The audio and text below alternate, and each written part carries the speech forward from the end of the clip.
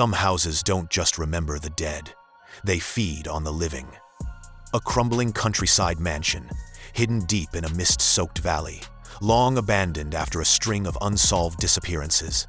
Elena, a 26-year-old history researcher, curious but carrying the burden of unresolved childhood trauma. The Hollow Ones, whispering entities that mimic the voices of those Elena loves. Elena enters the mansion to uncover its secrets, but the deeper she goes, the more the house twists her memories, forcing her to question what's real.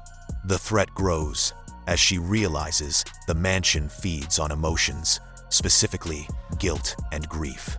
Have you ever stepped into a place that knew you before you even crossed the threshold? That's what Elena felt the night she found the mansion. The air hung thick with damp earth and rotting leaves, the valley smothered in fog. Locals refused to speak of the estate, except in half-whispered warnings. The hollow house eats the lonely. Elena wasn't superstitious, she was a researcher. But something had been gnawing at her since childhood, her brother Daniel's disappearance 20 years ago. He was only 7. One minute they were playing near the woods, the next, he was gone. The search led nowhere. The grief consumed her parents. And deep down, Elena carried the guilt. She'd looked away for only a moment. And now, here she stood, in front of the very house that townsfolk whispered Daniel had entered. The front doors creaked open on their own. She stepped inside. The air smelled of mildew and something faintly metallic like rust or blood.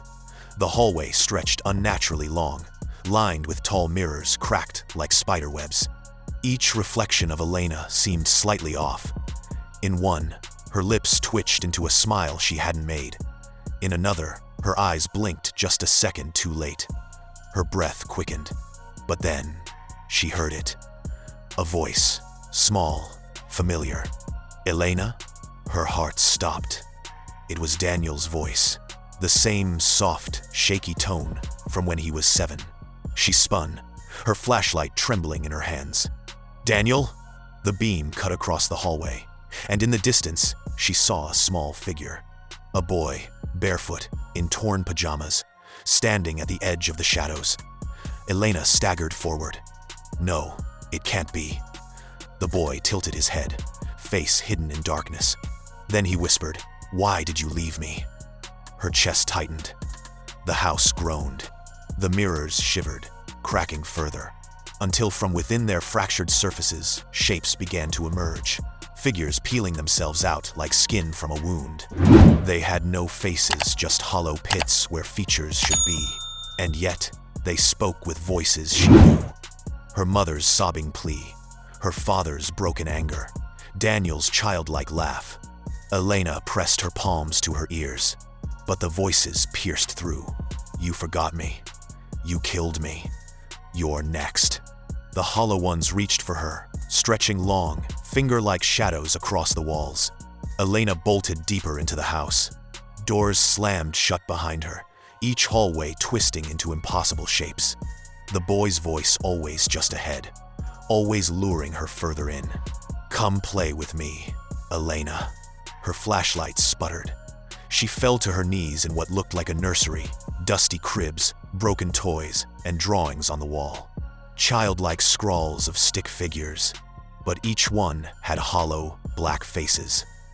At the center lay a small wooden box. Her hands shook as she opened it. Inside was Daniel's shoe, the same one he wore the day he vanished. Her tears blurred her vision. I'm sorry, I should have protected you. That's when she realized the truth. The house hadn't kept Daniel. It had become him. His grief, his fear, his loneliness, all devoured, reshaped, until he was one of them. The shadows gathered, the mirrors pulsed like veins. The boy's voice now deep, hollow, inhuman. You can stay with me forever. Elena screamed as the Hollow Ones surged. The last thing she saw in the mirror was herself, her eyes now pits of black, her mouth smiling wide though she wasn't. The mansion still stands in that valley, rotting quietly, waiting patiently. Some say on misty nights, you can hear a woman's voice echoing faintly from its halls, begging, weeping, calling out a name. Others claim the hollow ones have grown stronger, that the more people who vanish inside, the more faces they gain.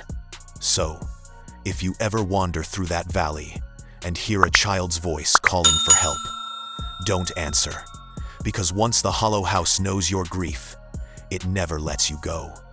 Elena doesn't escape. She becomes part of the house, her voice joining the chorus of hollow ones for eternity. As the darkness closes in and the echoes of terror fade away, remember to brace yourself for the next chilling tale. If you enjoyed this Journey Fear, don't forget to subscribe, like, and leave your chilling thoughts in the comments. Share this spine-tingling experience with fellow horror lovers, and let's keep the nightmares alive.